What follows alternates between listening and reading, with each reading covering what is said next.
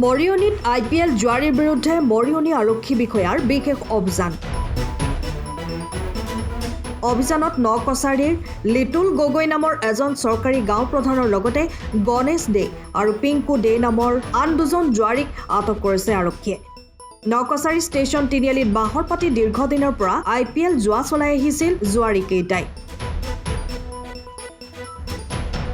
জুৱাৰীৰ পৰা আৰক্ষীয়ে জুৱাত ব্যৱহাৰ কৰা বহু সামগ্ৰী আৰু টকাও জব্দ কৰিছে।